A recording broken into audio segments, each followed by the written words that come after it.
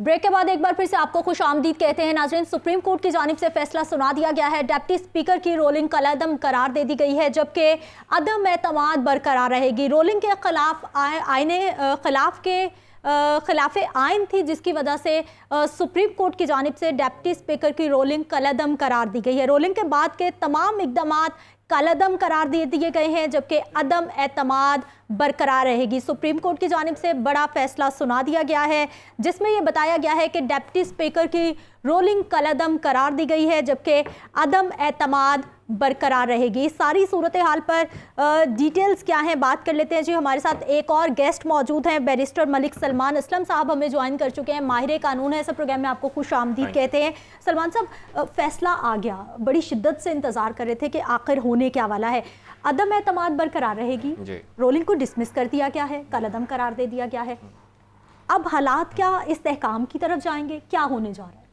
एक तो ये कि स्पीकर का जहाँ तक फ़ैसला है वो तो श्योर था कि जितने भी वकील वहाँ पेश हुए थे, चाहे वो अपोजिशन के हों या गवर्नमेंट के हों, उनको मेक श्योर कर दिया गया था कि ये जो है कॉन्स्टिट्यूशनल गलती हो चुकी है और उसने कॉन्स्टिट्यूशन के ख़िलाफ़ ये काम किया है और वो जो रूलिंग है उसके अगेंस्ट ही फैसला आना था, ये तो हमें पता था। लेकिन यहाँ तक ये जो बात सामने आ रही है अभी कि जो तमाम वो डिसीजंस जो हैं वो रिस्टोर कर दिए गए हैं 3 अप्रैल की पोजीशन पे, तो अब हमें देखना है कि असेंबलीज वापस रिस्टोर हो चुकी हैं।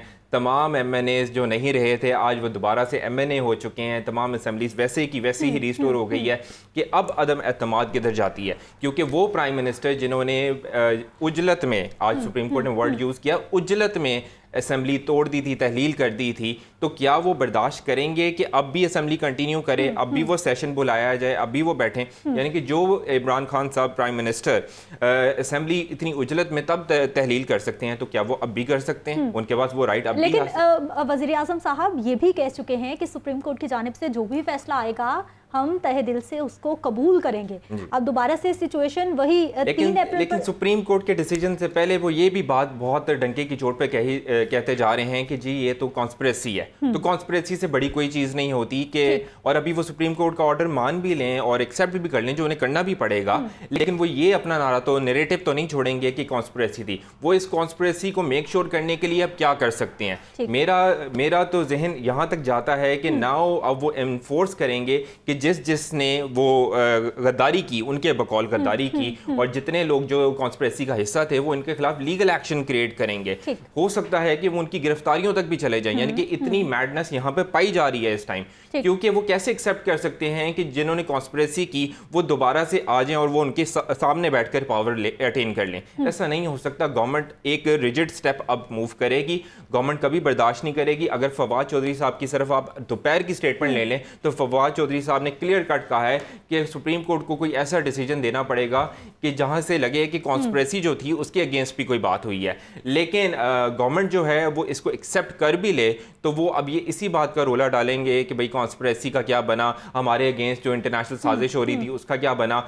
यानी कि वो उस वक्त से कह रहे हैं कि सुप्रीम कोर्ट ने उन चीज़ों को क्यों नहीं देखा, उन विटनेसेस को क्यों नहीं देखा, उन सबूतों को क्यों नहीं मद्देनजर रखा कि हमारे खिलाफ कॉन्स्पिरेसी हो रही है। और फरहान साहब, जो ये सलमान साहब बात कर रहे हैं, क्या अब जो सुप्रीम कोर्ट का फैसला आ गया है, क्योंकि सुप्रीम कोर्ट तो हमारे पाकिस्तान की सबसे बड़ी अदालत है, उन्होंने कलअदम करार दे दिया, मामला दोबारा से 3 अप्रैल पर जा पहुंचे हैं, तहरीके अदम एतमाद कायम रहेगी।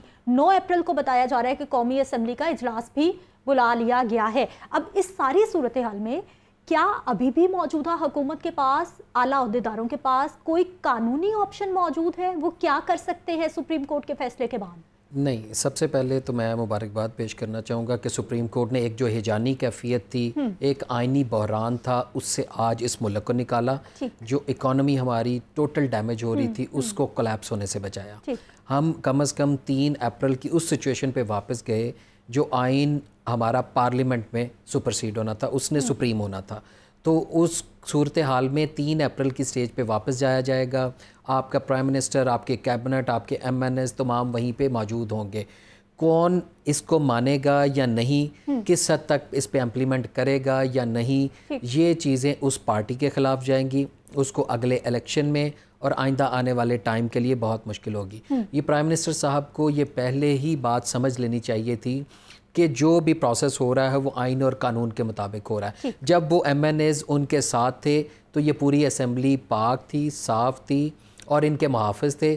जब वो MNAs इनके साथ नहीं रहे तो गद्दार हो गए। अगर उनके ख़िलाफ़ कोई शिकायत थी तो अल्टीमेटली वो असेंबली में लाना है, प्रूव करना है, कुछ भी गलत हो जाए। आप ये सोच लें कि पिछले 75 साल में पूरे पाकिस्तान में हर काम गलत हुआ है, हर डिपार्टमेंट में गलत हो रहा है, गैर आइनी हो रहा है, बट इवन देन आपकी कोर्ट्स में वहाँ पे जाके आपको आइन और कानून की बात करनी है। सुप्रीम कोर्ट में अगर अटॉर्नी जनरल पहले ये स्टेटमेंट दे चुके थे कि यहाँ पे वोटिंग होगी तो उसके बाद प्राइम मिनिस्टर की और आपकी पूरी कैबिनेट की, स्पीकर की, हर उस शख्स की जिम्मेदारी है जिसने उनको अटॉर्नी जनरल अपॉइंट किया है। He is not a attorney general, वो रिप्रेजेंट कर रहा है आपकी पूरी कैबिनेट को, पूरे इदारे को। तो यहाँ पे प्राइम मिनिस्टर साहब को शायद 3.5 साल ये अंदाज़ा ही नहीं हुआ कि वो प्राइम मिनिस्टर अपॉइंट भी हो चुके हैं, इलेक्ट भी हो चुके हैं। तो इस सूरत हाल में उन्होंने ये बहुत गलत काम किया और गैर आइनी काम को अल्टीमेटली रिवर्ट होना था, जो कि आज सेटिसाइड हुआ। अब 9 को इजलास होगा, तहरीक अदम एतमाद आएगी और नए प्राइम मिनिस्टर की अपॉइंटमेंट की तरफ ये असेंबली जाएगी। वो PTI माने या ना माने, सिलसिला हम यहीं से जोड़ते हैं। हबीब अकरम साहब हमें ज्वाइन कर चुके हैं, सीनियर एनालिस्ट है इस प्रोग्राम में, आपको खुश आमदीद कहते हैं। हबीब साहब, कलअदम करार दे दिया गया है रोलिंग को भी, तमाम मामला दोबारा से 3 अप्रैल की सिचुएशन पर क्या सर आ गए हैं? क्या वाकई ही हालात नॉर्मलाइज होने जा रहे हैं? क्या वाकई ही अब तहरीक अदम एतमाद जिस तरह से पिछले साल हमने देखा कि हुई राय शुमारी हुई, वैसे ही तमाम सिचुएशन हो जाएगी पुरसकून मरहले में रहते हुए? देखिए, मुझे नहीं लगता ऐसा होगा, क्योंकि जो पॉलिटिकली हालात हैं वो कोई किसी अदालत के फैसले के पैदा करता नहीं है और ना किसी अदालत के फैसले के इस तरह के हालात ताबे हुआ करते हैं। इस तरह ये जो पॉलिटिक्स है इसकी अपनी हरकियात है और उसी हिसाब से इसमें चलना है। मुझे लग रहा है कि अभी हमारा जो अदम इस्तेहकाम वाली कैफियत है वो जारी रहेगी और पाकिस्तान में शायद अभी बहुत सारे काम ऐसे होंगे अपनी आंखों से जो अब चूंकि अभी 48 घंटे बाकी है तो इन 48 घंटों में बहुत कुछ हो सकता है। तो लिहाजा मुझे लगता है कि जो हुकूमत है वो इससे पूरा फायदा उठाएगी इस वक्त से और कुछ ना कुछ ऐसा करेगी जिसके नतीजे में ये बहरान जो है वो हल नहीं होगा बल्कि संगीन होगा। इसका हल अल्टीमेटली यही है कि हम इलेक्शन की तरफ जाए। अच्छा हबीब साहब, ये बताइएगा सर, ये जो आज फैसला आया है, इस सारी सूरत हाल का, इस फैसले का पंजाब पर भी कोई असर होगा क्या? क्योंकि इस वक्त जो पंजाब में मामलात बने हुए हैं वो भी कुछ नॉर्मल नहीं दिखाई देते। देखिए, जो पंजाब की सूरत हाल है वो दरअसल मरकज को रिफ्लेक्ट कर रही है। यानी मरकज में जो कुछ हो रहा था वो एक्चुअली पंजाब, मरकज में जब इस्तेहकाम आया तो वो पंजाब में भी शुरू हो गया। तो अब अगर मरकज में कोई इस्तेहकाम की कैफियत पैदा होती है तो वो हमें पंजाब में भी नजर आएगी। लेकिन अहम सवाल यह है कि क्या मरकज में इस्तेहकाम आएगा, वो मुझे नहीं लगता कि अभी फौरी तौर पर कोई ऐसी उम्मीद की जानी चाहिए। तो सर हालात क्या देख रहे हैं, क्या हो सकता है फिर? देखिए, हमें इलेक्शन की तैयारी ही करना होगी, हमें अल्टीमेटली इलेक्शन की तरफ ही जाना होगा, क्योंकि इलेक्शन के बगैर ऐसी सूरत हाल मुझे नजर नहीं आ रही कि हम उसके बारे में कहें कि वो मसला हल हो जाएगा। मसला इलेक्शन पर ही हल होगा जहाँ पे सारी पार्टियां अपने अपने जो बयानिए के साथ हैं वो दोबारा जाए अवाम के पास और वहां से फैसला लेके आए। हबीब साहब, जब तक इलेक्शन नहीं हो सकते तब तक पाकिस्तान का क्या बनेगा? क्योंकि सर जिस वक्त हम जिस सिचुएशन पर इस वक्त हैं, डॉलर मुसलसल ऊपर जा रहा है, मौशी तौर पर हम मुसलसल नीचे जाते जा रहे हैं और जब भी निगरान गवर्नमेंट आएगी तो भी हालात बेहतर नहीं होंगे जिस तरह से एक जो गवर्नमेंट होती है उसके होते हुए हो सकते हैं। देखिए, जब हम इलेक्शन की तरफ जाएंगे तो हमारे निजाम के इस्तेहकाम का तासुर बढ़ेगा, क्योंकि हम लोगों की मदद हासिल करना चाह रहे होंगे फैसला करने में। तो लेकिन ये जो सूरत हाल है, इस सूरत में मुझे नहीं लगता कि हम ज्यादा देर तक चल पाएंगे। सर, इलेक्शन की अगर हम बात करते हैं, आप क्या समझ रहे हैं, क्या ऑपोजिशन जमातें और हुकूमत दोनों फरीकैन मान जाएंगे, जनरल इलेक्शन पर रजामंद हो जाएंगे? देखिए, इस वक्त पहले कुछ अर्सा पहले तक तो सूरत हाल ये थी कि अपोजिशन वाले कह रहे थे कि हमें इलेक्शन चाहिए, फौरी तौर पर इलेक्शन करवाए, असेंबली तोड़े। लेकिन इस वक्त सूरत हाल थोड़ी बदल गई है कि अब हुकूमत कह रही है, यानी जो कुछ दिन पहले तक हुकूमत थी और फिर टूटी और फिर बहाल कर दी गई है। तो इसका मतलब ये अब वो कह रही है कि इलेक्शन की तरफ जाए, लेकिन अपोजिशन नहीं मान रही। अपोजिशन कह रही है कि पहले ये फैसला करे, पहले वो फैसला करे। तो मामला जो है वो उलझते हुए नजर आ रहे हैं और मुसलसल उलझते चले जा रहे हैं। इस उलझाव से निकलने का एक ही रास्ता इलेक्शन है। लेकिन बहरहाल अपनी अपनी पॉलिटिकल, आपको पता है कि पाकिस्तान में मौक़िफ़ होते हैं, पॉलिटिकल नैरेटिव्स होते हैं जिनकी बुनियाद में मामला चलते हैं। ये तो कभी सोचा जाता है कि कोई मुल्क के बारे में भी सोचेगा। तो लिहाजा अभी हमें मुझे इस फैसले से बहुत ज्यादा उम्मीदें नहीं बन रही कि बहुत अच्छा होगा। अच्छा हबीब साहब, मेरा बस आखिरी सवाल सर आपसे ये होगा कि ये जो खिलाफे कानून तमाम मामलात हुए, फिर अज खुद नोटिस लिया गया, इस सारे मामले पर क्या कोई सजा भी हो सकती है?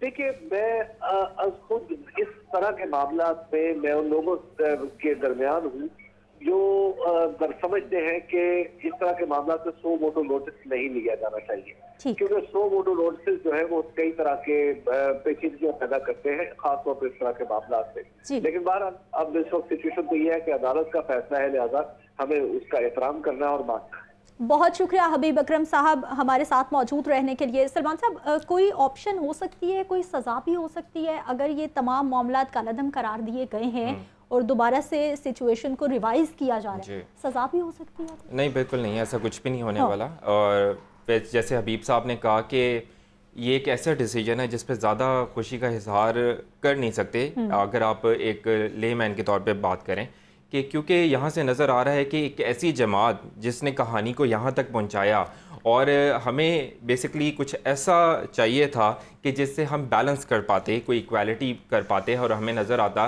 कि हर किसी की बात मान ली गई है। लेकिन हमें बज़ाहिर ऐसा कुछ नज़र आ रहा है कि जैसे रिवोल्ट जो है वो अब जन्म लिया है जिसने, और अब एक ऐसा सिनेरियो डेवलप हो चुका है कि हर कोई अपनी पावर दिखाएगा और अपनी पावर मनवाएगा। और वो पावर मनवाने के लिए अगर सिर्फ प्राइम मिनिस्टर इमरान खान साहब की बात कर लें कि जो ऑपोजिशन के साथ, इस ऑपोजिशन के साथ बैठना भी पसंद नहीं करते, उनके साथ बात करना भी पसंद नहीं करते, तो मेरा ख्याल है उनके पास अब से लेकर 9 अप्रैल तक बड़ा टाइम है। जो एक्शन वो उस दिन कर चुके हैं वो अब भी वो कर सकते हैं, और वो मेरा ख्याल है कि वो वोट ऑफ नो कॉन्फिडेंस से घर तो बिल्कुल नहीं जाना चाहेंगे। ये वही सब कुछ रिपीट होना है और हार्डशिप्स के साथ रिपीट होगा। और जहाँ तक रही सज़ा की बात, सज़ा का कॉन्सेप्ट बेसिकली आज अगर आप सुप्रीम कोर्ट का ही केस देख लें, सुप्रीम कोर्ट हमें आईनी बहरान से निकाल रही है, और ये उसकी हेल्प है कि शुक्रिया एक इदारा बीच में इंटरवीन कर गया, और सुप्रीम कोर्ट को ही करना चाहिए था जिसने हमें एक केओस से बचा लिया। लेकिन क्या ये केओस, क्या ये जिम्मेदारी पॉलिटिकल पार्टीज भी एक्सेप्ट कर रही हैं कि हाँ जो सुप्रीम कोर्ट ने रिस्पॉन्सिबिलिटी निभाई अब हमें उसको फॉलो करना है, हमें भी रिस्पॉन्सिबिलिटी